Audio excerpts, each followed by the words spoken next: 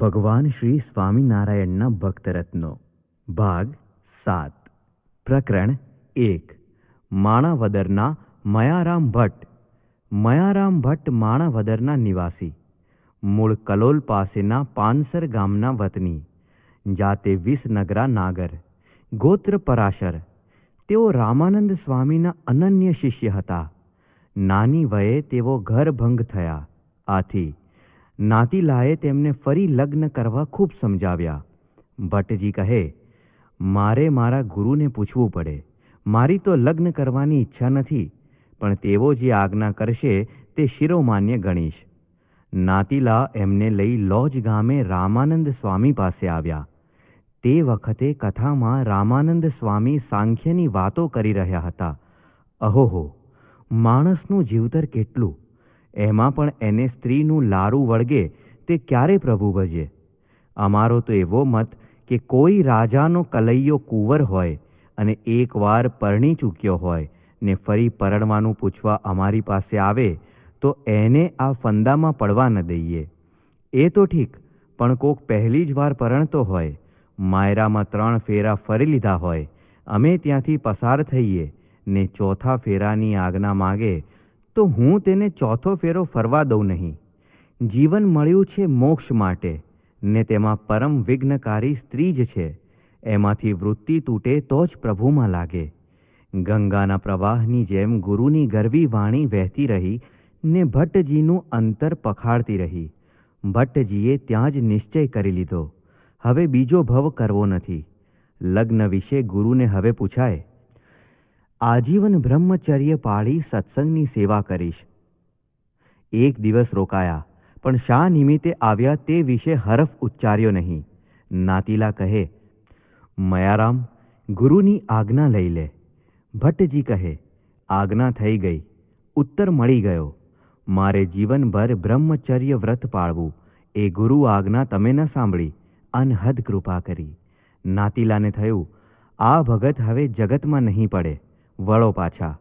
ત્યારથી સૌ કહેતા, ટેક તો મયારામની.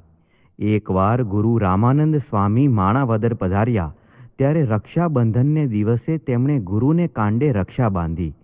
ત્યારે ગુરુએ અતિ પ્રસન્ન થઈને આશીર્વાદ આપ્યા કે તમારા હૃદયમાં સ્ત્રી કે દ્રવ્ય સંબંધી અશુભ ઘાટ ક્યારેય થશે નહીં અને તેમાં ક્યારેય બંધાશો નહીં.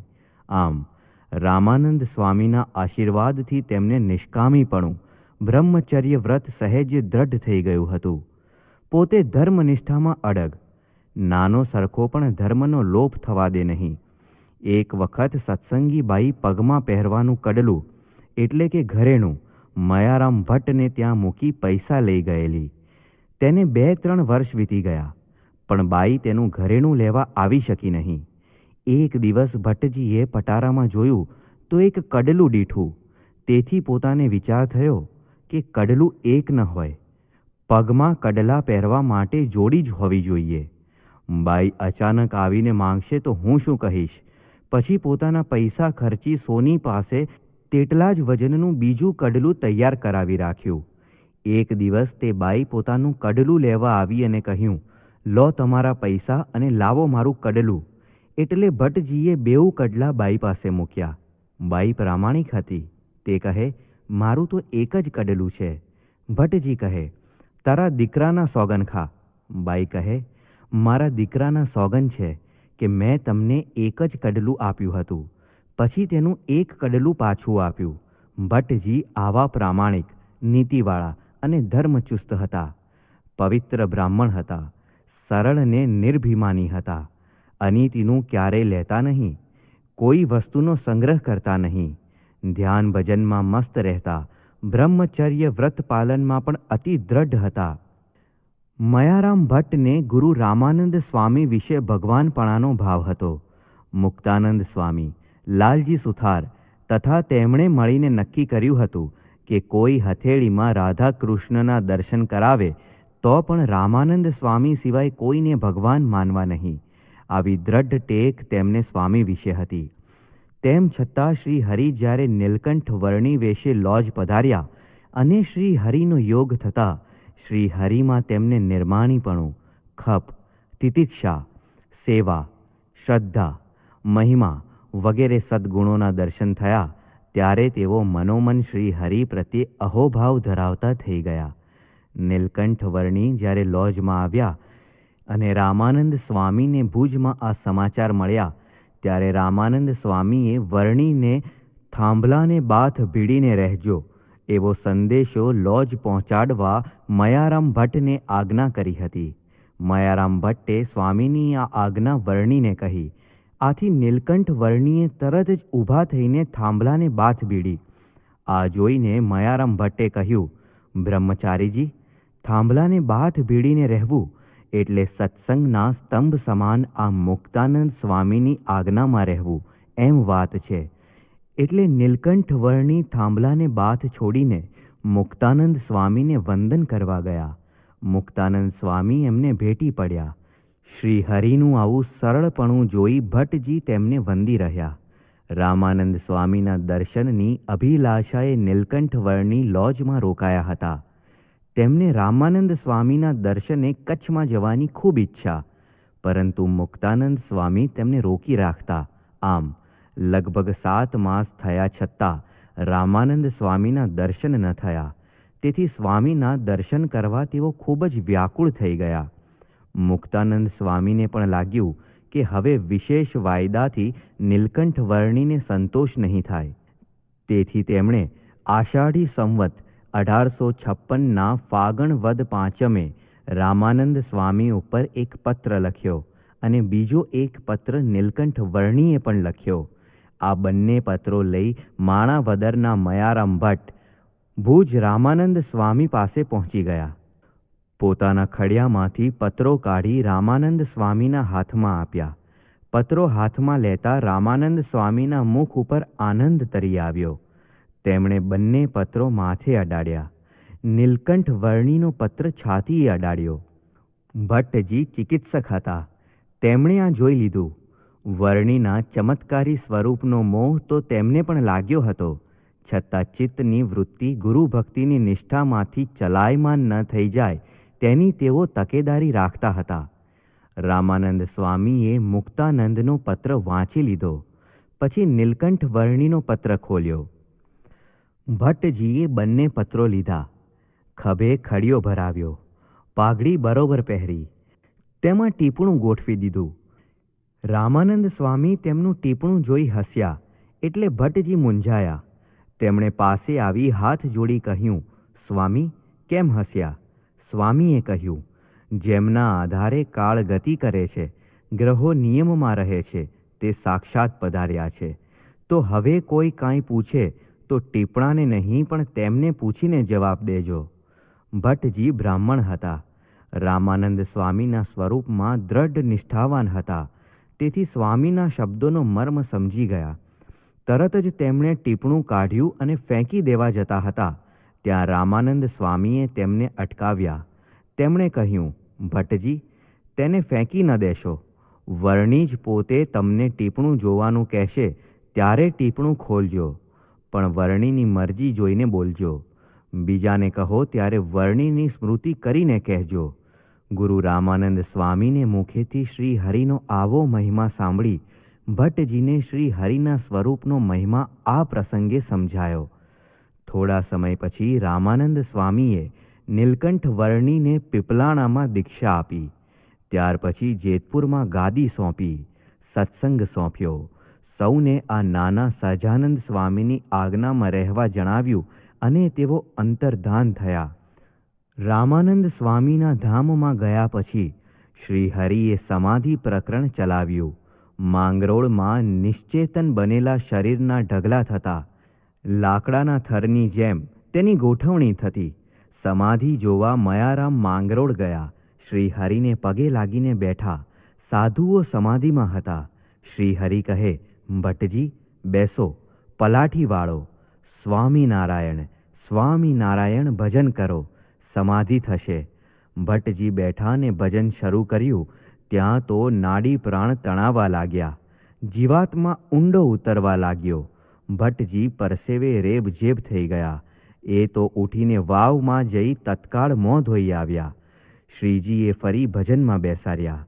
ફરી નાડી પ્રાણ તણાયા ને ઉઠી ગયા. આમ 4 વાર બન્યું. મયારામ મનોમન બબડ્યા, આ નવા સાધુએ સત્સંગ ચૂંથી નાખ્યો. ગુરુ હતા ત્યાં સુધી સુખ હતું, આ ઝંઝટ નહોતી. એ સુખેથી સૌ ભજન કરતા, આણે તો પ્રથા જ પલટી નાખી. કૃષ્ણ કૃષ્ણ કૃષ્ણ. સત્સંગનું શું થવા બેઠું છે? વિચારમાં ને વિચારમાં તેઓ સુનમુન બેઠા હતા. એ વખતે એટલે કે સંવંત 1859માં મુક્તાનંદ સ્વામી કચ્છમાં વિચરણ કરવા ગયેલા. ખાસ તો રામાનંદ સ્વામીના હેતવાળા ભક્તો ગુરુના વિરહથી દુઃખી થયા હતા. તેમને સાંત્વના આપવા ગયા હતા. કોઈ કામ પ્રસંગે સુંદરજી સુથાર કચ્છથી માંગરોળ આવેલા તે શ્રી હરિને મળ્યા. તેઓ કચ્છ પાછા જઈ રહ્યા હતા. તેમણે શ્રી હરિ પાસે વિદાય માંગી. શ્રી હરિએ એક પત્ર મુક્તાનંદ સ્વામી પર લખી રાખેલો તે સુંદરજી સુથારને આપ્યો. મયારામ ભટ્ટે પણ એક પત્ર મુક્તાનંદ સ્વામી પર લખી મોકલ્યો, જેમાં વર્ણીએ તો સત્સંગમાં યોગ સાધના વગર સમાધિ પ્રકરણ ચલાવ્યું છે અને લોકોને અનેક પ્રકારના ચમત્કારો બતાવે છે. રામાનંદ સ્વામીએ સ્થાપેલા શુદ્ધ સંપ્રદાયને આથી કલંક લાગશે વગેરે વાતો લખી હતી. અણસમજણથી લખેલી આવી ભ્રામક વાતો વાંચતા મુક્તાનંદ સ્વામીનું મન ભમી ગયું.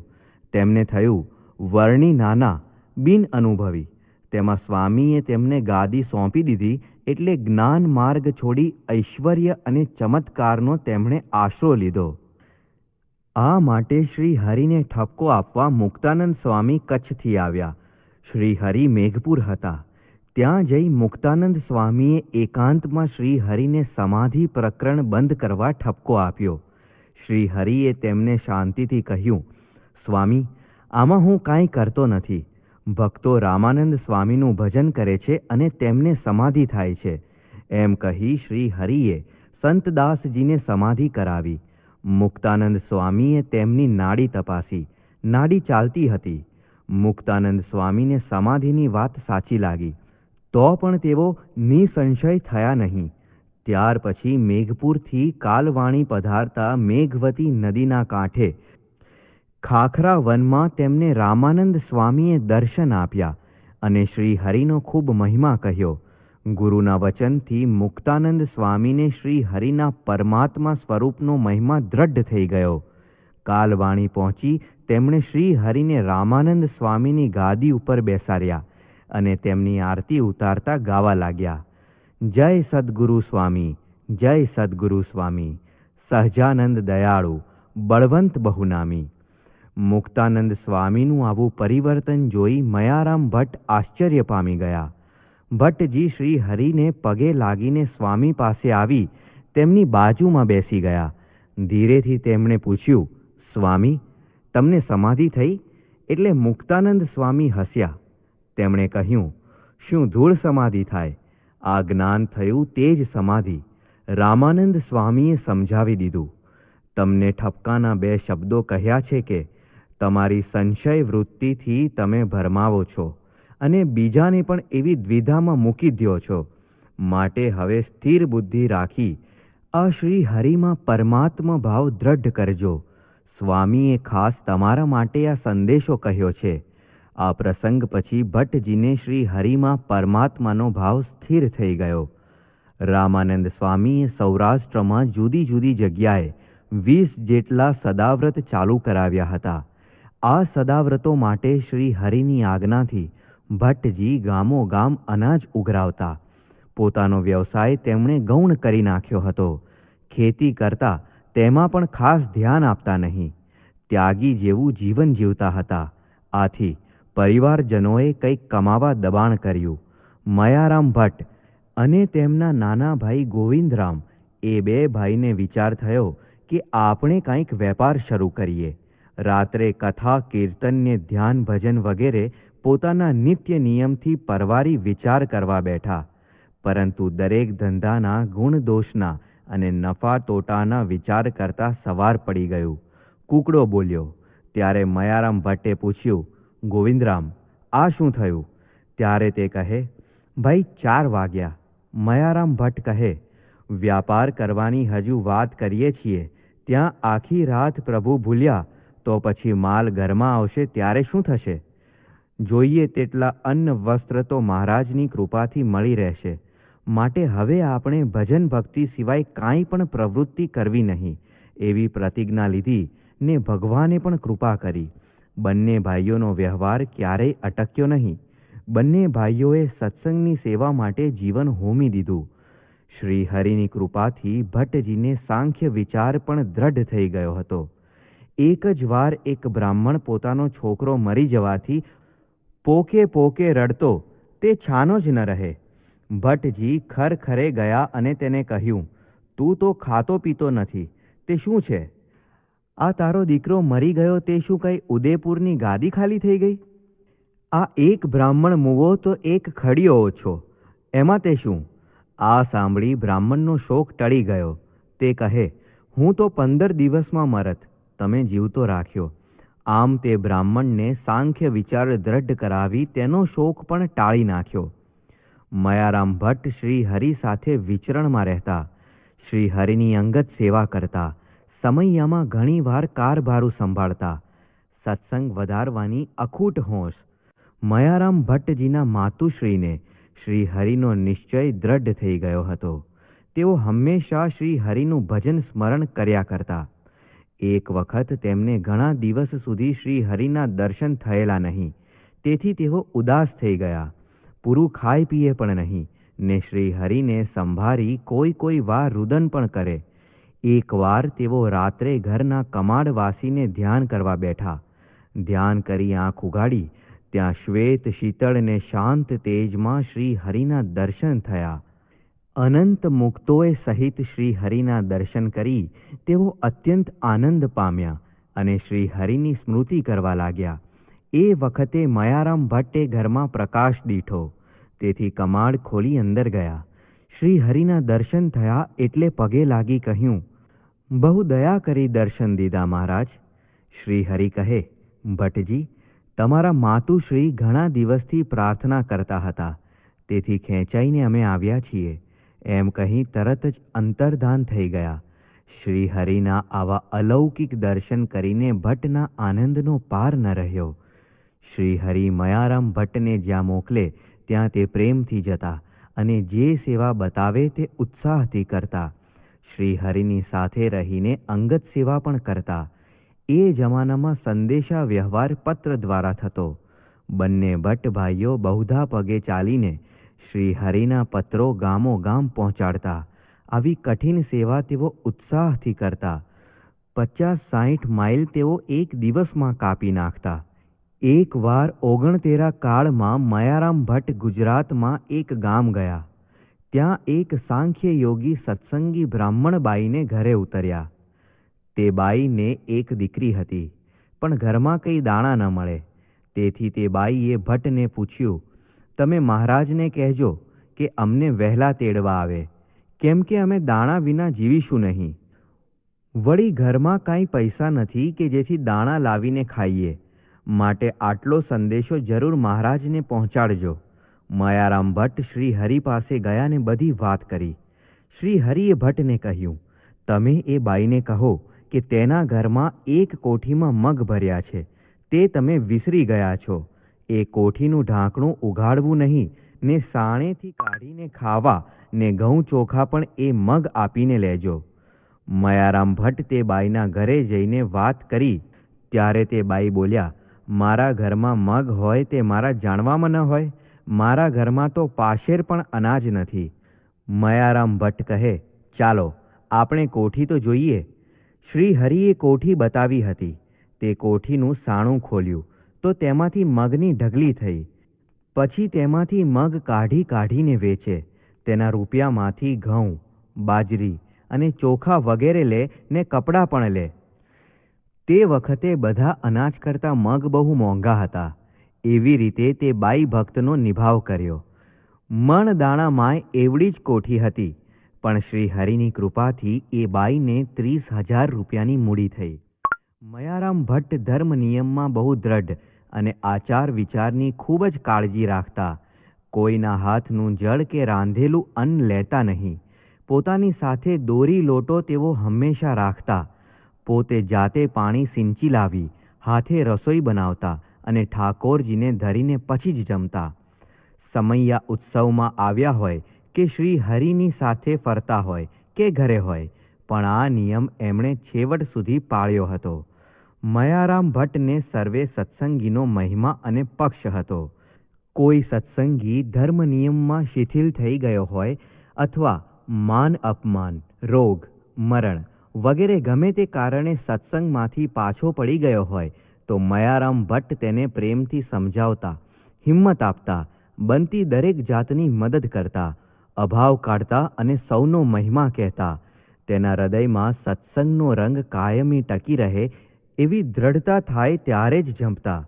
આ રીતે દરેકને સન્માર્ગે વાળી ભગવત પરાયણ કરવા એ ભટ્ટજીના જીવનનું મુખ્ય કાર્ય હતું. એકવાર શ્રી હરિ માણાવદર પધાર્યા. મયારામ ભટ્ટે ભાવથી ચોખા, ઘી, ગોળની રસોઈ કરી. શ્રી હરિ જમવા બેઠા. ચોખામાં કાંકરી હતી જે દાંત સાથે ઘસાતી. બ્રહ્મચારી પૂછે, શું બોલે છે? શ્રી હરિ કહે, ભટ્ટનો ભાવ બોલે છે. બ્રહ્મચારી કંઈ સમજ્યા નહીં. શ્રી હરિ બધું જમી ગયા બાદ કાઠી પાર્ષદોને પીરસવા નીકળ્યા. પીરસીને કહે, સુંદર શેલણનું જમણ છે. વધુ જમાય તે માટે ગળે ઉતારી જવું, ચાવવું નહીં, ચાવે તે વિમુખ. બધાને આશ્ચર્ય થયું. આ કઈ જાતનું પ્રકરણ? બધાને કાંકરીની ખબર પડી ગઈ, છતાં આજ્ઞાથી ગળે ઉતારી ગયા. સુરા ખાચર કહે, મહારાજ, આજે ભટ્ટની ખરી લાજ રાખી. શ્રી હરિ કહે, રાખવી જ પડે ને, નહીં તો તમે કાઠી એમના આબરૂના કાંકરા કરી નાખો. સુરા ખાચર કહે, હા, એટલે જ એ કાંકરા પેટમાં સમાવી દીધા. એકવાર માણાવદરથી મયારામ ભટ્ટ શ્રી હરિના દર્શને ઘોડું લઈને નીકળ્યા. સાથે ભાઈ બાઈનો સંગ હતો. રસ્તામાં એક જુવાન બાઈને શરીરે કળતર થવાથી બેસી ગઈ. ચાલવાની શક્તિ નહોતી. મયારામ ભટ્ટ ઘોડી પરથી નીચે ઉતરી ગયા ને બાઈને બેસાડી દીધી. આ જોઈ બીજી બાઈ કહે, જુવાનને બેસારે પણ ઘરડાને કોણ બેસારે? ભટ્ટજીએ આ સાંભળ્યું. તેમણે તે દિવસથી પાણી લીધું કે આજથી સંઘમાં સ્ત્રી ભેળા ચાલે તે હરામ ખાય. આ પ્રસંગ કહી ગુણાતીતાનંદ સ્વામી કહેતા, સ્ત્રીઓના પ્રસંગમાં કોઈની જય થઈ નથી ને થાશે પણ નહીં. મયારામ ભટ્ટના આચાર વિચાર એવા શુદ્ધ કે ક્યારેય તેમાં ચૂક પડવા ન દે એવા ધર્મિષ્ઠ. શ્રી હરિએ એકવાર રમૂજમાં કહ્યું, ભટ્ટજી, મેં તમારો થાળ અભડાવ્યો. તમારા લાલજીમાં રહીને અમે જમી ગયા. અરર મહારાજ, ભારે કરી, મારે ફરી રાંધવું પડશે. ભટ્ટજીને ભગવાનપણાનો નિશ્ચય ખરો, પણ આ લોકમાં કાઠી દરબારોની સાથે એમના હાથનું મહારાજ જમે તેથી મહારાજને વટલાઈ ગયેલા તેઓ માનતા. આથી સૌ કોઈને એમની મજાક કરવાનું મન થાય. એકવાર એક પાળાએ ભટ્ટજીને કહ્યું, ભટ્ટ મહારાજ, તમારી ઘોડીને આજે મહારાજનું ચડું કરેલું અધરામૃત મળ્યું. ઘોડી કેવી ભાગ્યશાળી ગણાય. ભટ્ટજી કહે, અરે રે, પૂછતો ખરો, એમ ને એમ દોડ્યો જાય છે ઘોડી પાસે. ઘોડી પર હું બેસું છું કે તું? બિચારીને અભડાવી મારી. કહેતા તત્કાળ લોટો પાણી લઈને ઘોડીનું મોં ભટ્ટજીએ સાફ કરી નાખ્યું. એકવાર શ્રી હરિને સૌ સંતો ભક્તોએ ગઢપુરમાં ચોરાશી કરવા વિનંતી કરી. શ્રી હરિએ એ વિનંતી માન્ય રાખી. ઠેર ઠેર નોતરા પહોંચાડવામાં આવ્યા. સીંધા સામગ્રી બોટાદથી મંગાવાઈ. શ્રી હરિએ લક્ષ્મીવાડીની ખુલ્લી જગ્યામાં શમિયાનો બંધાવ્યો. પોતે આંબલા તળે બિરાજીને બ્રાહ્મણોને સીધું આપવા લાગ્યા. સ્વામિનારાયણની જય કરતા બ્રાહ્મણો મલકાતા અને પંક્તિબદ્ધ એક પછી એક આવવા લાગ્યા. રાંધણ ચૂલા, અડાયા છાણા, ગાળેલા પાણી, નાના મોટા વાસણો બધી જ તજવીજ કરી હતી. જ્ઞાતિવાર અલગ અલગ સુવિધાઓ અપાઈ. આ બધા ચોકાઓની દેખરેખ મયારામ ભટ્ટને શ્રી હરિએ સોંપી અને કહ્યું, દરેક ચોકે ફરજો, બ્રાહ્મણોની ખબર રાખજો, પૂછજો, જે જોઈએ તે આપજો. એમ કહી શ્રી હરિ લક્ષ્મીવાડીમાં જ નિષ્કુળાનંદ સ્વામીની ઓરડીએ પધાર્યા. હજુ રસોઈનો પ્રારંભ થયો જ હતો ત્યાં મયારામ ભટ્ટ હાંફળા ફાફડા થતા શ્રી હરિ પાસે આવ્યા ને કહેવા લાગ્યા, મહારાજ, તમે મને બ્રાહ્મણોના ચોકે મૂક્યો તે મારા ધન્ય ભાગ. પણ પ્રભુ, આમાં તો પવિત્ર કરતાં અપવિત્ર બ્રાહ્મણો વધુ છે. વળી તમાકુ મોંમાં ભરીને અહીં તહીં થૂકતા જાય ને કુત્સિત વાણી બોલતા જાય. નાકમાંથી શેડા નીકળે તે બાજુમાં જ હહડ કરતા છોડે ને એ શેડાવાળા હાથ ધોયા વગર રસોઈ કરવા માંડે. વળી છોકરાઓને સંગાથે લાવ્યા હોય તેને તો હાથ પાણીનું ઠેકાણું નહીં. મને તો આ બધું જોઈને કંઈનું કંઈ થઈ ગયું. શ્રી હરિ આ સાંભળી હસ્યા ને કહ્યું, ભટ્ટજી, અમે તમને આવું બધું જોવા નહોતા મોકલ્યા. એમનું રાંધેલું એમને જમવું છે તો મૂકો ને માથાકૂટ. તમારે તો એ લોકોને કોઈ ચીજ વસ્તુ જોઈતી હોય, ઘટ્ય પડી હોય તો તે પહોંચતી કરવી, બીજું બધું ન જોવું. ભટ્ટજી કંઈ બોલ્યા વગર પોતાની ફરજ પર ચાલ્યા ગયા, પણ મનમાં ઉત્પાત ઘણો હતો. ભટ્ટજી બધે ચોકે ફર્યા. તેમાં એક ચોકો રાજગરનો આવ્યો. એ બ્રાહ્મણોએ વળી વેશ જ રબારી ભરવાડ જેવો પહેરેલો. જાડા ચોરણા, ઘેરદાર કેડિયા ને માથે બાંધણા પણ લગર વગર. વળી પગમાં ચામડાના જોડા પહેરીને રસોઈ કરે. આ જોઈને તો ભટ્ટજીને શરીરે પરસેવો વળી ગયો. ફાટી આંખે એ તો જોઈ જ રહ્યા. અરર, આ તો ભગવાન કેમ સાંખી લે! ભટ્ટની મતિ મૂંઝાણી. વળી પાછા શ્રી હરિ પાસે પહોંચ્યા ને હૈયા વરાળ ઠાલવી. શ્રી હરિએ કહ્યું, ભટ્ટજી, તમારે સત્સંગ છે એટલે આવા પવિત્રપણે રહો છો. પૂર્વજન્મના સંસ્કારી હોય તે પવિત્ર પણ હશે, પરંતુ તમારે તો આ બધું જોયા વિના એને જે જોઈતું હોય તે આપો. તમને એમનો વેશ ન ગમતો હોય તો બદલવા સમજાવો. ચોરણા કઢાવીને ધોતિયા પહેરાવો. ભટ્ટ પાછા રાજગરને ચોકે ગયા ને કહેવા માંડ્યા, ભાઈ, તમે બ્રાહ્મણ કહેવાવ ને આવો ભરવાડી વેશ પહેરો તે સારું નહીં. વળી બ્રાહ્મણ રાંધે તે ખુલ્લા શરીરે રાંધે. વળી પગમાં જોડા ઘાલીને તો ઇત્તર વર્ણના પણ રાંધે નહીં. અહીં સ્વામિનારાયણની 84માં આવ્યા છો તો એટલું તો શીખો, એમ બહુ કહ્યું. રાજગર આ સાંભળી ખસિયાણા પડી ગયા. ભટ્ટજીને માથે ચકરી પાઘડી ને નખ શીશ પવિત્રતા જોઈ સૌએ વિચાર્યું કે ચોરના ડોરણા બદલાવી નાખીએ.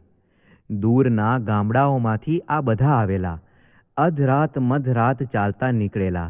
ઓઢવા પાથરવાનું એકમાત્ર સાધન ચોફાડ. જાડા દુબટ્ટા તારથી વણેલા આ ઘટ્ટ ચોફાડ ખેતીવાડીએ પાંદડી પત્તી કે ઘાસ કૂસકી બાંધી લાવવા પણ કામ લાગે ને વરસાદ ટાણે આ જ ચોફાડને અદ્ધર ઢળતો ઝીલીને ઊભા રહે તો તાલપત્રીની ગરજ સારે. રાજગર લોકોએ કેડિયા પાઘડાને પગરખા ઉતારીને એક બાજુ કર્યા. ચોરણા ઉતારીને ચોફાડ પહેર્યા. પણ તે જાડા ને પનામાં પણ મોટા તે કેમ કરીને કેડ પર રહે નહીં. ગાંઠ વળે નહીં ને ઓટી પણ પડે નહીં. ખૂબ મહેનત કરી. છેવટે એક ડાહ્યા રાજગરે પોતાના ચોરણાનું નાડું કાઢ્યું ને કમરપટ્ટાની જેમ ચોફાડ પર તાણી બાંધ્યું. કમરે ચોફાડ તો રહ્યો, પણ પનો એવડો મોટો કે એ પહેરીને હાલી ચાલી શકાય નહીં. જમીન પર ઘસડાઈને ધૂળ ઉડે. આ જોઈ ભટ્ટની મૂંઝવણ ઓર વધી ગઈ. તે શ્રી હરિ પાસે ગયા ને હાથ જોડી વિનંતી કરતા બધી વાત કરીને કહ્યું, પ્રભુ, આ તો બહુ જ ભૂંડો ચાલ કહેવાય.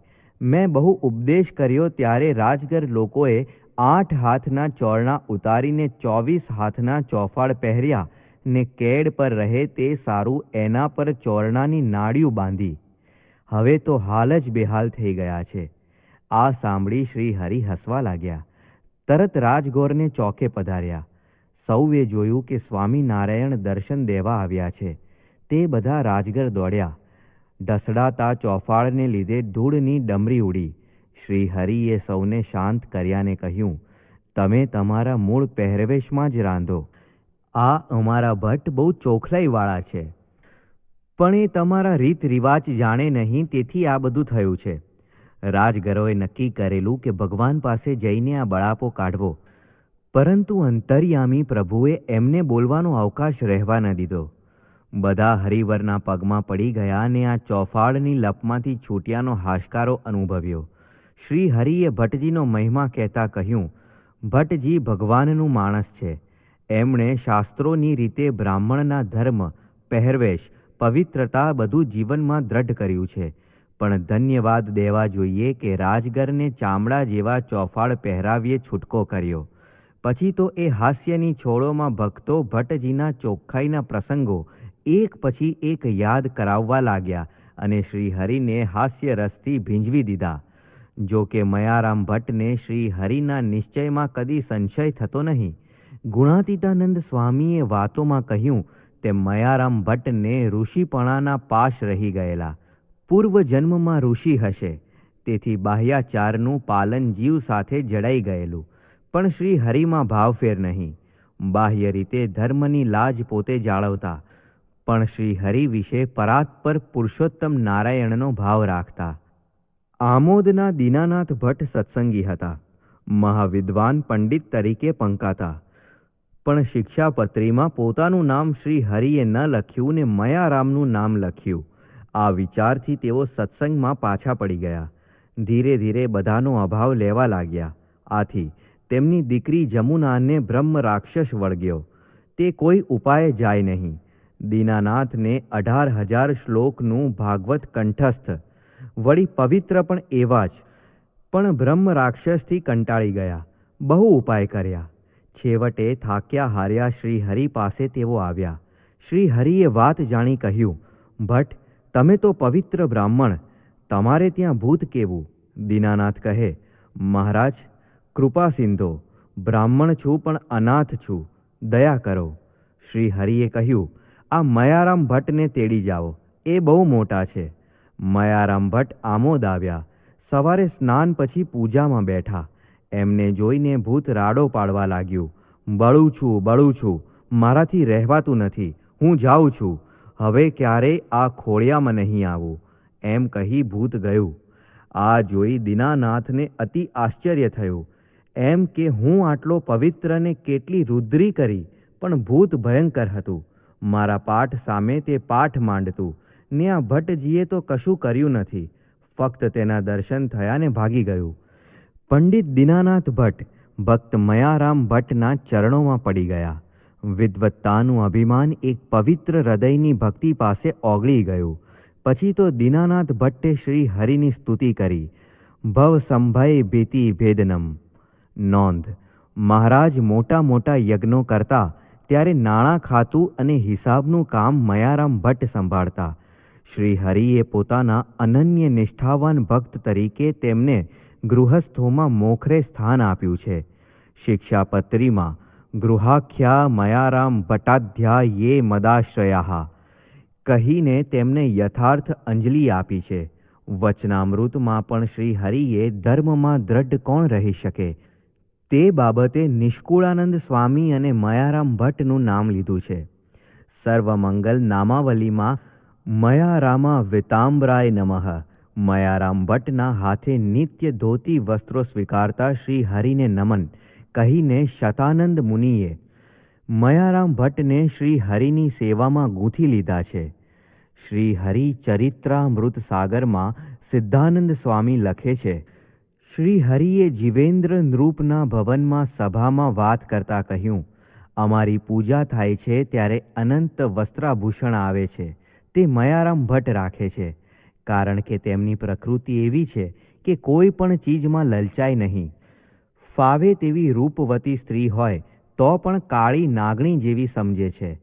20 વર્ષ તેમને થયા ત્યારે તેમની સ્ત્રી મરણ પામી, છતાં અતિ આનંદ પામ્યા કે હવે આપણે નિર્બંધ થયા.